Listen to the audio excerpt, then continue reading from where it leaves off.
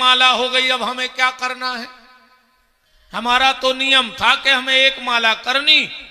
कई बार लोग पूजा पाठ भी ऐसे करते हैं, सुबह भगवान को नहलवा दिया, कपड़े पहना दिए, टीका लगा दिया, अब 24 घंटे तक उस तरफ देखेंगे नहीं जहां भगवान बैठे। बस हमारा काम हो गया, हमें तो भगवान को नहलवाना था, चिरौंजी का भोग लगाना था। अब फिर तो आदमी वो तरफ ये सो नहीं देखा जैसे तो काल बैठो हो, है ना। कई बार लोग जन्माष्टमी को भगवान को कपड़े पहनाएंगे, पंजरी का भोग लगाएंगे, उस दिन खूब पूजा करेंगे और साल भर का भगवान पे पानी न गिरे। देखो, अगर वो भगवान हैं, ये ठाकुर जी हैं तो रोज हैं, और अगर नैया तो फिर अकेली जन्माष्टमी को कैसे कृष्ण बन गए? हैं तो रोज हैं और नहीं है तो फिर जन्माष्टमी को भी भगवान नहीं, फिर पीतल की मूर्ति है।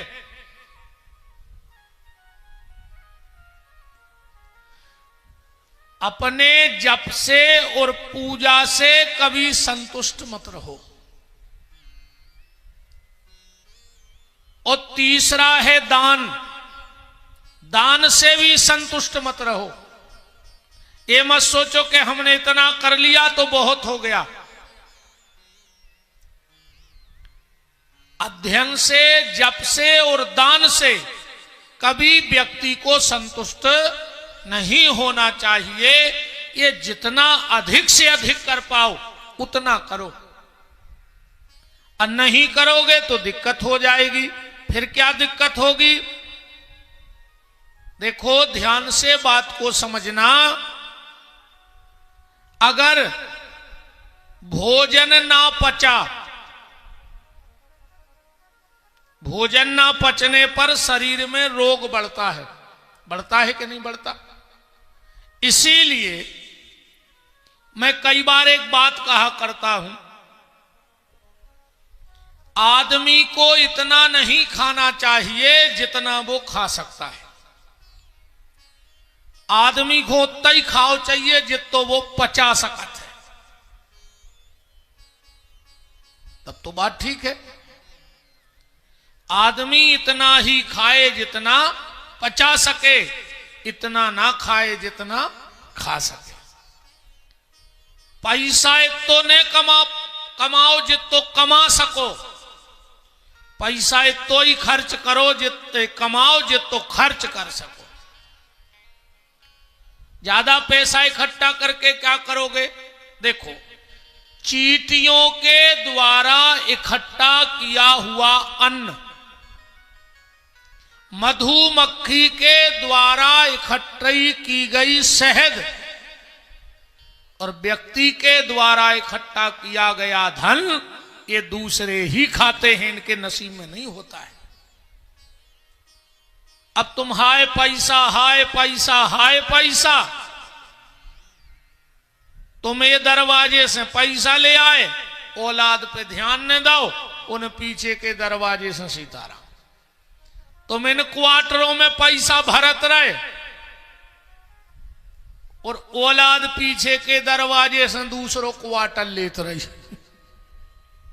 है ना। ये सब क्वार्टर बोलते ना इनको।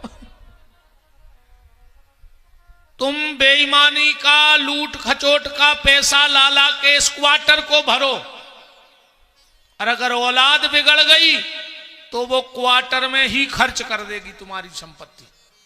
कर देगी कि नहीं कर देगी?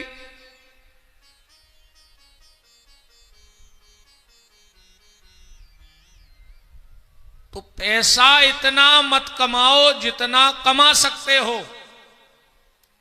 पैसा वैसे पुलिस वालों की बुराई न करो चाहिए, पानी में रह के मगरमच्छ से बैर। अच्छा, एक बात है, मगर पत्नी और पुलिस बिल्कुल एक से होते हैं। पत्नी और पुलिस बिल्कुल एक से होते हैं। कह दें कि ना कहें? आखिरी दिन कहेंगे जब भगने लगेंगे, काय दिक्कत में पड़ो। हाँ, जाने लगेंगे तब कहेंगे, अभी कोई भैया कोई ठिकाना नहीं है। आप नहीं डरा सकत बहन जी, आप गृह मंत्री हो पुलिस की, हम और तो डराने पर घर वाली किसी को नहीं डरती, चाहे कलेक्टर की हो, वह कलेक्टर को नहीं डराते, है ना। बोलो अच्छा, इन लोगों का पावर पूरे जबलपुर में चलता होगा, पर जैसे ही घर आते होंगे तो आपन तेज समारो आप है, तीनों लोग हाँकते कांपे। हालांकि मुझे पुलिस वालों से इसलिए डर नहीं है यहाँ, क्योंकि पुलिस वालों की जो पत्नियां हैं वो मेरी सब बहनें हैं, तो ये बहनें जब अपने पावर में आएंगी तो पुलिस वाले क्या करेंगे हमारा, बताओ। हमारी बहनें हमारा साथ देंगी, है, ये सब हमारी बहनें ही तो बैठी हैं। तो पत्नी और पुलिस बिल्कुल एक से होते हैं। आधी रात में अगर पुलिस वाले को कहीं मिल जाओ तो ये जरूर पूछेगा कहां से आ रहे हो, पूछेगा कि नहीं पूछेगा।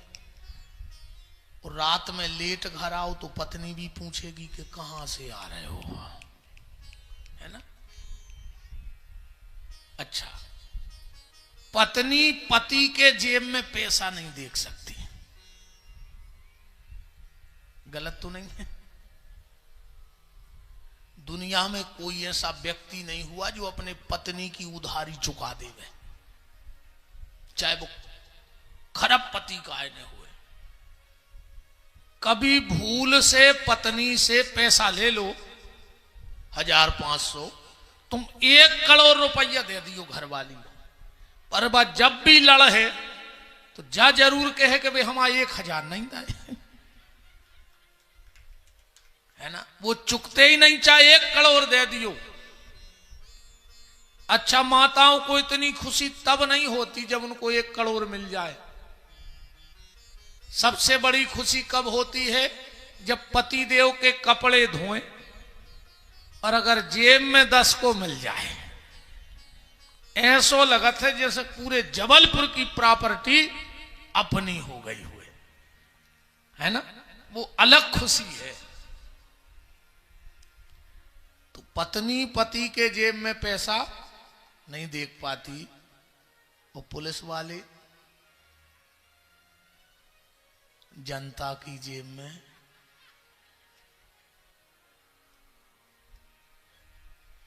अब एक बात और सुन लो, अगर पत्नी अपने पे आ जाए तो घर को स्वर्ग बना देगी। अगर पत्नी अपने पे आ जाए तो घर को स्वर्ग बना देगी, और पुलिस अगर अपने पे आ जाए तो मेरे भारत देश को बैकुंठ बना देगी। ये पुलिस का पावर है। अगर पुलिस चाहे तो इस देश को बैकुंठ बना सकती है। तो पैसा इतना मत कमाओ जितना कमा सकते हो, पैसा उतना ही कमाओ जितना खर्च कर सकते हो। संबंध इतने मत बनाओ जितने बना सकते हो। संबंध उतना ही बनाइयो जितने निभा सकत हो, है ना। संबंध इतने बनाओ जितने निभा सको, इतने मत बनाओ जितने बना सकते हो। तो भोजन ना पचने पर रोग बढ़ता है, पैसा ना पचने पर दिखावा बढ़ता है। अगर पैसा न पचे आदमी से तो दिखावा बढ़त है, बात ने पचवे पे चुगली बढ़त है ना। आप लोग मत किया करो, है ना।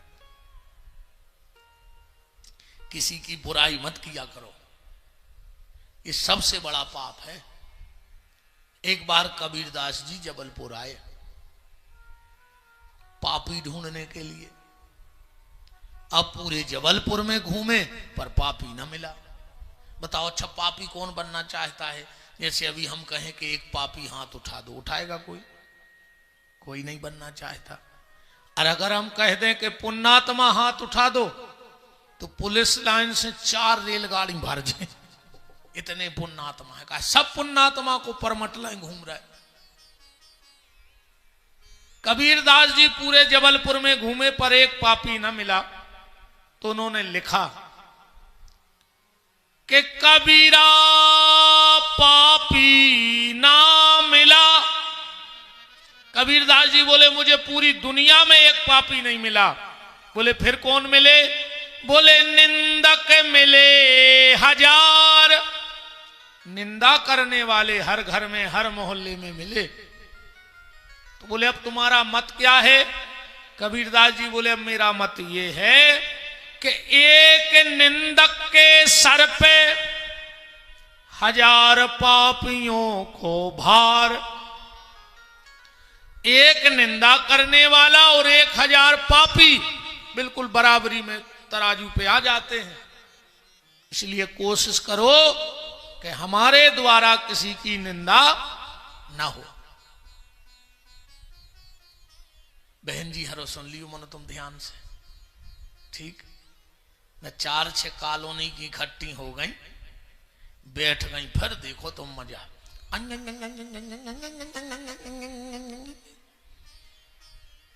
पता कैसी बतिया फिर जी बहन जी हरे। अब कही दीदी हमसे कहलवाओ मत, हम तो चुपचाप हैं, हम जिस दिन बोलेंगे पूरा कंपार्टमेंट तमाशा देखेगा, हम तो कुछ कहते नहीं, हमें उनका ये सब पता है, नमक भी पता है, वो तो बनी फिर रही हैं। अच्छा 2-3 घंटे अच्छी बुराई करेंगे, और जब घर जाएंगी तो क्या कह के जाएंगे? अब दीदी अपन को क्या लेना, भगवान तो सब देख रहा है। तो तुम फिर काय को लगी 2 घंटा से, जब भगवान सब देख रहा हो तो? यही कह के बैठक समाप्त होती है ना कि चले दीदी हम तो भगवान देख रहा हूं। अब बुराई तुम कर रही 2 घंटा से। निंदा सबसे बड़ा पाप है। हम किसी की निंदा ना करें और ना हम किसी की निंदा सुने, क्योंकि जब हम किसी की निंदा करते हैं तो उसके पाप के हिस्सेदार बन जाते हैं। जितनी देर हम किसी की निंदा कर रहे हैं उतनी देर उतने पाप के हिस्सेदार हम हैं। तो क्यों हम पाप से अपनी झोली भरें? जो जैसा करेगा वो वैसा भोगेगा, क्योंकि ईश्वर की नजर से कोई बच नहीं सकता। तो बात ना पचने पर चुगली बढ़ती है, प्रशंसा ना पचने पर अहंकार बढ़ता है। अगर प्रशंसा नहीं पचेगी तो तुम्हारे भीतर अहंकार आएगा। निंदा ना पचने पर दुश्मनी बढ़ती है। निंदा ना पचने पर दुश्मनी बढ़ती है। रहस्य ना पचने पर खतरा बढ़ता है। रहस्य ना पचने पर खतरा, दुख ना पचने पर निराशा बढ़ती है, और सुख ना पचने पर पाप बढ़ता है। सुख नहीं पचेगा तो पाप बढ़ेगा। तो आज इन्हीं 3 सूत्रों पे कथा है कि अध्ययन, जप और दान, इनसे कभी संतुष्ट मत होना, और घर की स्त्री, भोजन और खुद के धन पे संतुष्ट रहना, तो तुम जीते जी बैकुंठ के अधिकारी हो। कल आप चर्चा में सुन रहे थे बिल्व वृक्ष की उत्पत्ति, कि बेल की उत्पत्ति कैसे हुई। मैंने आपको श्री सूत्र के माध्यम से बिल्व वृक्ष की उत्पत्ति की कथा सुनाई थी। अब बात ये समझ लो, भगवान शंकर को कभी भी मंदिर में जाके सीधा बेलपत्र उनकी पिंडी पे नहीं रखना चाहिए, क्योंकि भगवान शंकर की पिंडी में चंड का वास होता है। यही इसी ग्रंथ में लिखा है, बाण लिंगम च लोह लिंगे सिद्ध लिंगे स्वयं भुवि ना चंडिकारा अधिकारा भवेत। आज के बाद आप जब भी भगवान शंकर के मंदिर में जाएं, कम से कम 5 बेलपत्र लेकर जरूर जाएं, कम से कम। और आप बेलपत्र चढ़ा के देखना, अब जो मैं विधि आपको बता रहा हूं, सबसे पहला बेलपत्र भगवान शंकर को नहीं चढ़ा करके जहां से जलहरी में जमीन पे जल गिरता है वहां रखना चाहिए। ध्यान से बात को समझते जाना और करके देखना। सबसे पहला बेलपत्र जहां से जमीन में जल गिरता है वहां रखना। दूसरा बेलपत्र जहां पर जलहरी और पिंडी इकट्ठे होते हैं वहां रखना। तीसरा बेलपत्र भगवान शंकर की पिंडी पे चढ़ाना। चौथा बेलपत्र त्रिशूल पे चढ़ाना। और 5वां बेलपत्र नंदी पे जरूर चढ़ाना। अच्छा, आप लोगों ने देखा होगा, कोई भी मंदिर जाओ, ज्यादातर 99% भगवान शंकर बैठे रहते हैं भीतर और नादिया बैठा रहता है बाहर। ऐसे ही होता ना। बहुत कम ऐसे मंदिर होंगे जहां शिव जी और नादिया अंदर बैठे हो। ऐसा क्यों? अच्छा, आजकल एक और चला है, जो देखो वही नादिया के कान के मुंह लगाए। तुम्हें पता है कि क्या कहने उसे? कछु नादिया के कान में मुंह लगा के थे, हे नादिया हमारी सास के मुंह में छाले हो जाए, जे मैं बा बोल न पाए। बताओ, ये कहना है नादिया के मुंह में। मैं व्यास गद्दी से ये बात बता रहा हूं, जिस दिन तुम्हें ये पता लग जाएगा कि हमें नादिया के कान में कहना क्या है, 24 घंटे में तुम्हें अपने जिंदगी में बदलाव मिल जाएगा। क्या कहोगे जब नादिया तुम्हारी खबर भीतर देगा? तो नादिया बाहर बैठा रहता है, क्यों? इसलिए उसे बेलपत्र चढ़ाना है, क्योंकि आदमी जब मंदिर में जाता है तो बिल्कुल हरिश्चंद्र का बाप बन जाता है। बन जाता कि नहीं बन जाता? इतना अच्छा बन जाता है मंदिर में जाके कि लगता है इसमें कोई गलती है ही नहीं। पर जब वो बाहर निकलता है तो जैसे का तैसा हो जाता है। तो शाम को जब शंकर जी बैठते हैं नादिया के पास, बोले नादिया आज उस फला भक्त के घर चलना है, वो तो बड़ा अच्छा आदमी है। नादिया कहता अंदर यह तो अच्छो, बाहर हमसे पूछो मंदिर से निकल के कैसो राक्षस है वो। तो नादिया ना चाहे तो भगवान शंकर किसी के घर नहीं जाते। ये 5 बेलपत्र भगवान शंकर को चढ़ाना, और भगवान शंकर का अलग अलग समय है। तुम्हारे घर में बहुत अशांति हो, परिवार में मनमटक हो, पति पत्नी में, बच्चों में, मां बाप में, आप सुबह 5:48 से 6:12 के बीच में ये 5 पत्ते भगवान शंकर को चढ़ाने लगो। तुम्हें अपने आप पता लग जाएगा। तुम्हारे घर में पैसा आता हो और व्यर्थ में खर्च हो रहा हो, दवाई में, दारू में, कोर्ट में, कचहरी में, लड़ाई में, झगड़े में, मारपीट में,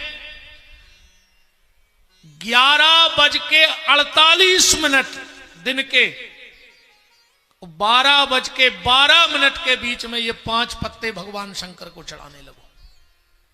तुम्हें हमारी सत्यता और इस पुराण की प्रमाणता अपने आप प्राप्त हो जाएगी।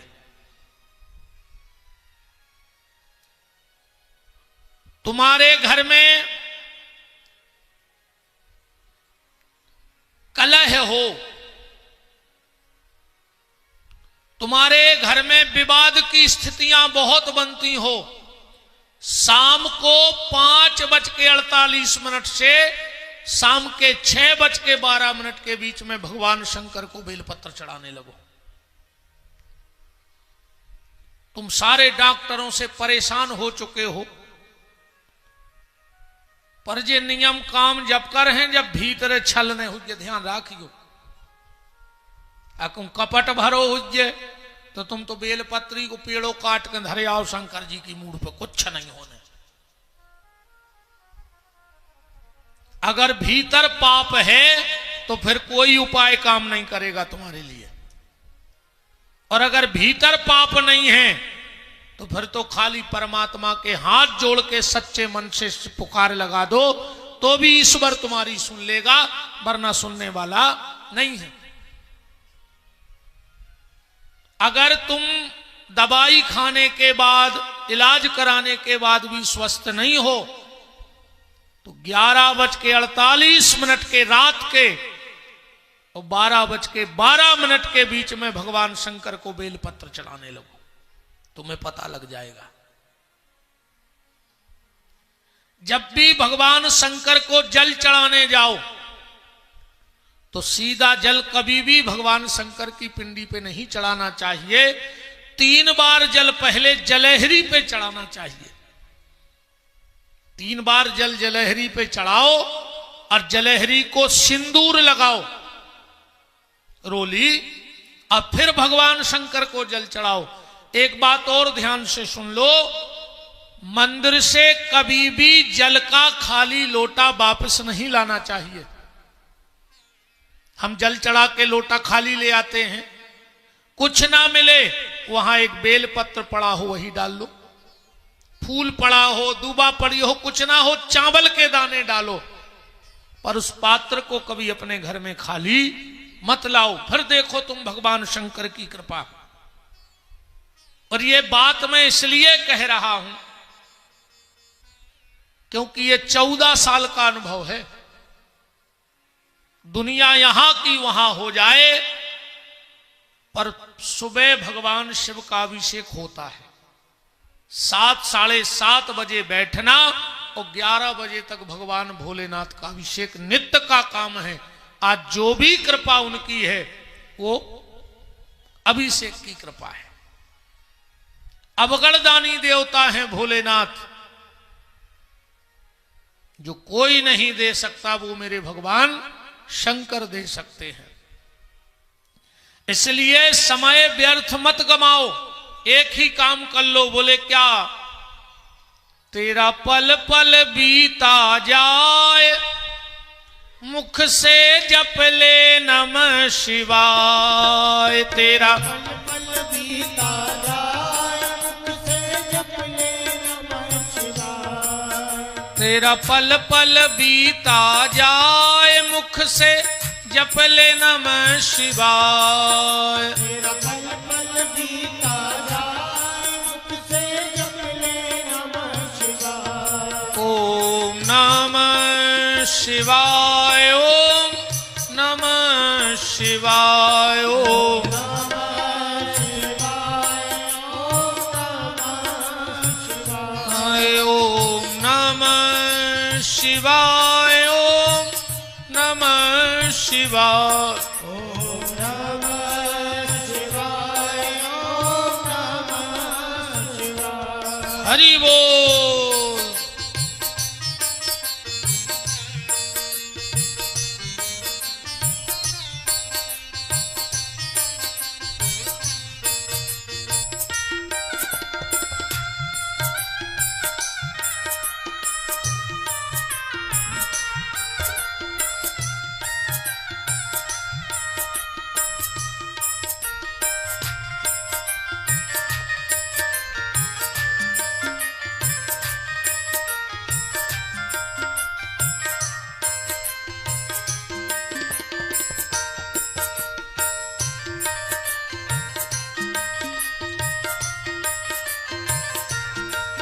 ये अवसर खाली न जाए मुख से जप ले नमः शिवाय। ये अवसर खाली न जाए मुख से जप ले नमः शिवाय। ये अवसर खाली न जाए मुख से जप ले नमः शिवाय। ये अवसर खाली न जाए मुख से जप ले नमः शिवाय। ओम नमः शिवाय, ओम नमः शिवाय, ओम नमः शिवाय, ओम नमः शिवाय, ओम नमः शिवाय, ओम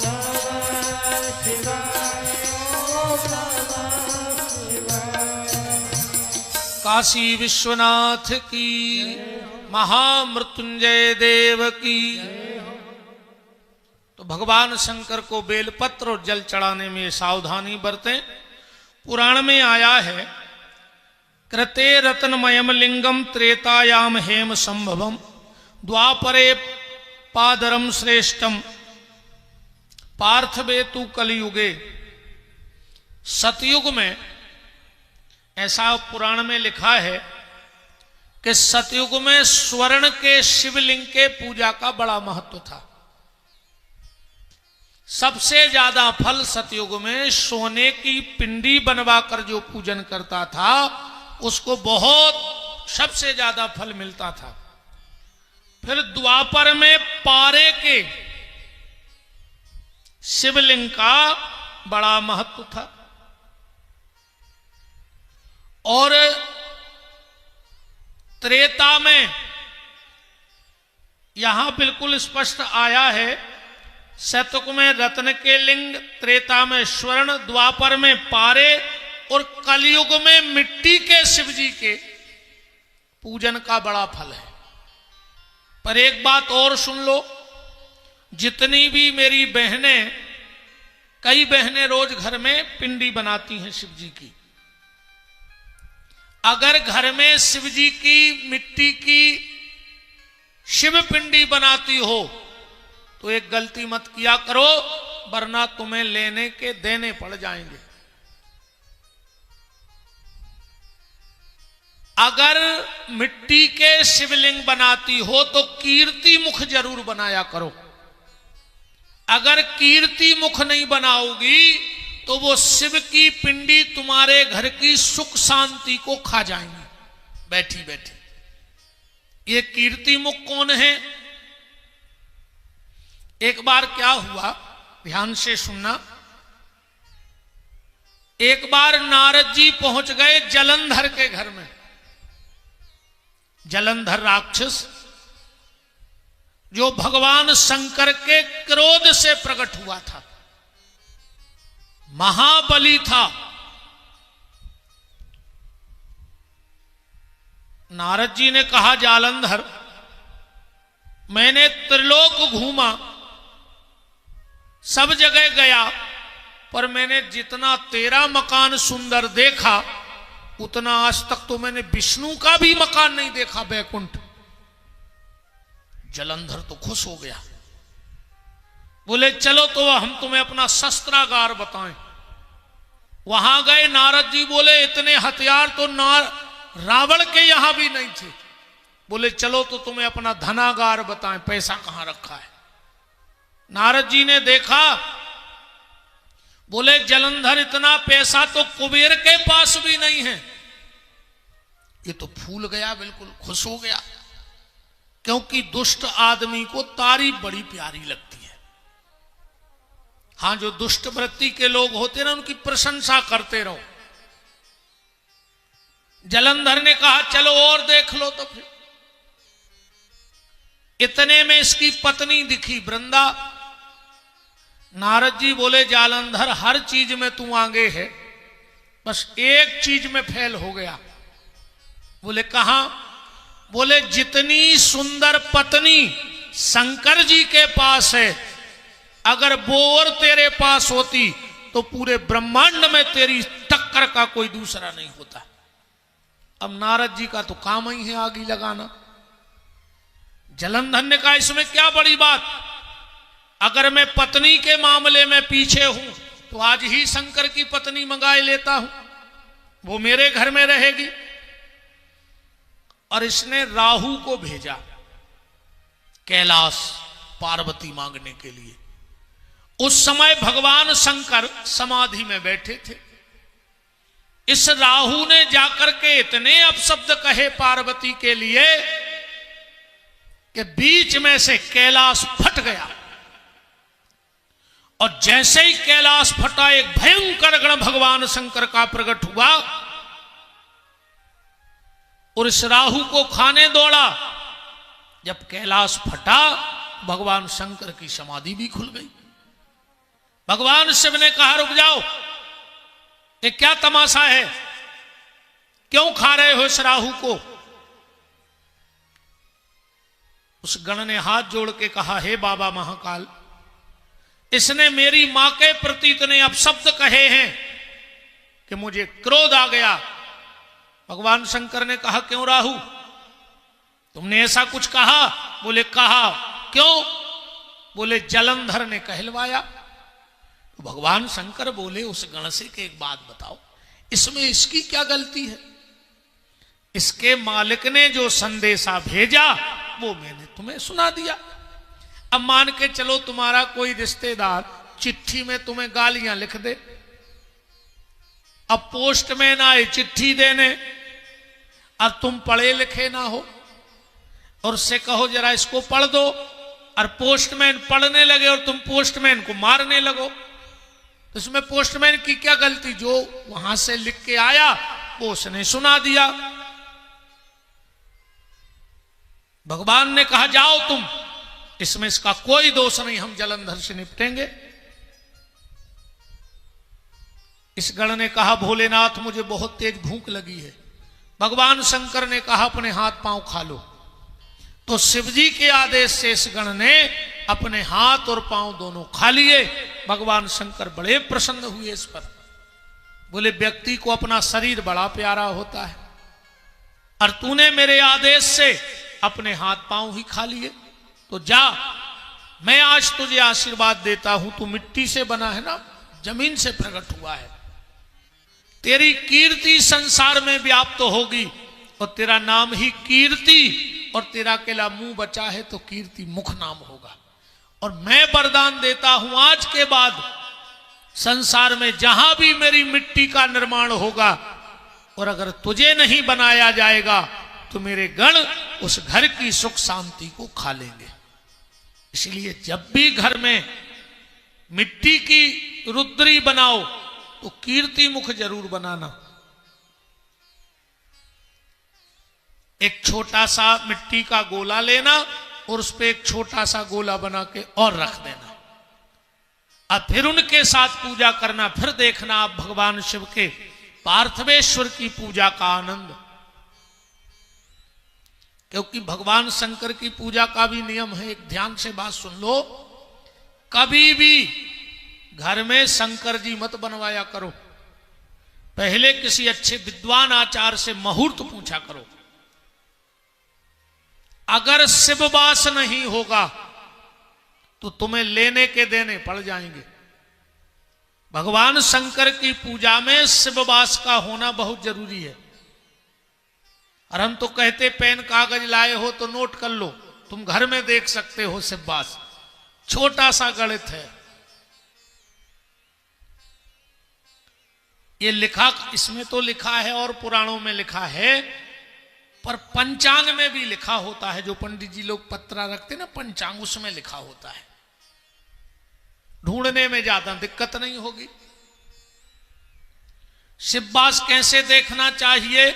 श्लोक आया है, तिथिम च दुई गुणम कृत्यो पंच भिश्चो समन्वितो।